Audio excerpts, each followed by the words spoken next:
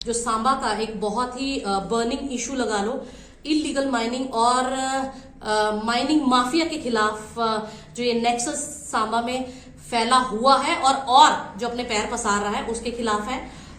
सबसे बड़ा इशू जो अभी आज हमें जिसको मैं डिस्कस करना चाहती हूँ, यहाँ पर ऑलरेडी बहुत सारे क्रशर हैं। डाउन द स्ट्रीम 5 क्रशर हैं और अपस्ट्रीम में 2 क्रशर हैं। डाउन द स्ट्रीम 5 क्रशर के साथ साथ 3 MDL है। उसके बाद गवर्नमेंट प्रोजेक्ट जिसमें JKPCC वाले भी एक्सट्रैक्शन करते हैं, जिसमें एम्स की भी एक्सट्रैक्शन होती है, जिसमें और भी कई सारे प्रोजेक्ट्स हैं जिसमें हाईवे की भी एक्सट्रैक्शन होती है। उसके अलावा प्राइवेट कॉन्ट्रैक्टर्स भी हैं जिन्होंने लीज पे ये ब्लॉक्स लिए हुए हैं। तो इतनी सारी एक्सट्रैक्शन होने के बावजूद भी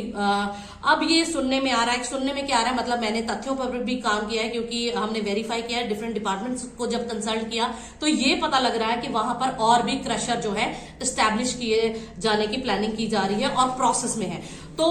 मैं ये कहना चाहूंगी, जब आप ब्लॉक्स प्राइवेट ठेकेदारों को देते हैं तब आप पब्लिक हियरिंग करते हैं, लेकिन जब ये क्रशर आप एस्टैब्लिश करते हैं तो अंडर द टेबल ऐसी क्या रिक्वायरमेंट होती है कि लोगों को कॉन्फिडेंस में नहीं लिया जाता, लोगों को बताया तक नहीं जाता। जबकि हम लोग डाउन द स्ट्रीम के जितने भी पंचायतों के लोग हैं वो लोग इसके जो कॉन्सिक्वेंसेस है पिछले कई समय से झेल रहे हैं, जिसमें पानी लेवल वाटर लेवल डाउन चला गया है और भी कई सारे इश्यूज हैं जो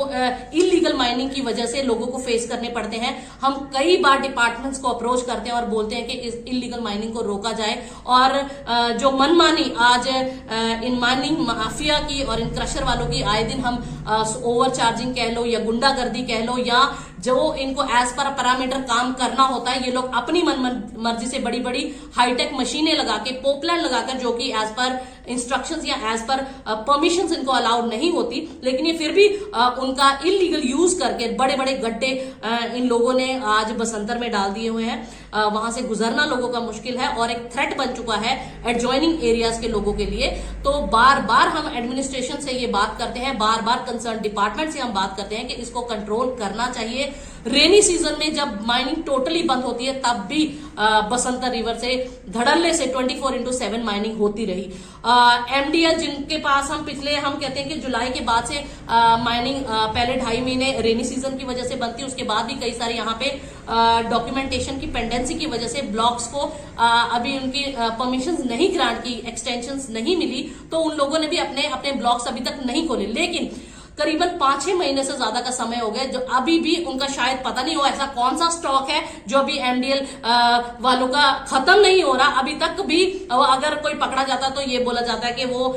जो लाइसेंस्ड मिनरल डीलर लाइसेंस वाले हैं वहां से लाया गया, तो कहीं और की एमटी कहीं और पर लाकर दिखाया जाता है, आई वॉश किया जाता है, बेवकूफ बनाया जाता है। और जबकि धड़ल्ले से दिन रात माइनिंग जो बसंतर से हो रही है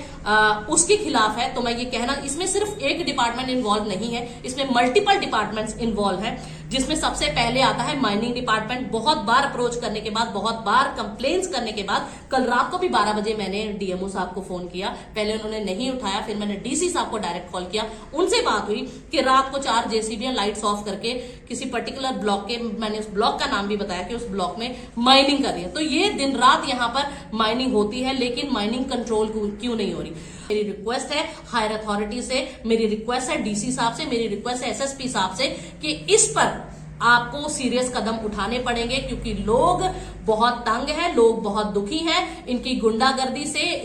इनके गलत रवैये से, और जो ये नुकसान आज समाज को पहुंचा रहे हैं, जो ये नुकसान आज इन्वायरमेंट को पहुंचा रहे हैं, और जो बसंतर आज छल्ली किया हुआ है जिसमें बहुत से पैरामीटर्स हैं। ये लोग दिन रात धड़ल्ले से इवन पुल के नीचे से भी माइनिंग करते हैं, जबकि ये होता है कि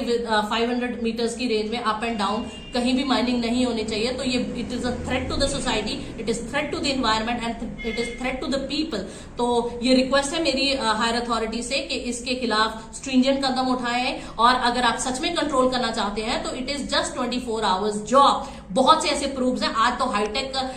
डिजिटल इंडिया की बात करते हैं, जगह जगह CCTV कैमराज लगे। अब तो पुलिस ने भी अपने डिपार्टमेंट्स में, ऑफिसेज में, नाकों पे कैमरे लगवाने, आप उन्हीं, मैं ज्यादा नहीं कहती, आप 24 आवर्स की ही CCTV फुटेज खंगालेंगे तो आपको पता लग जाएगा कि मोर देन, मैं अपनी बॉर्डर एरिया की बात करूं, मोर देन 100 गाड़ियां,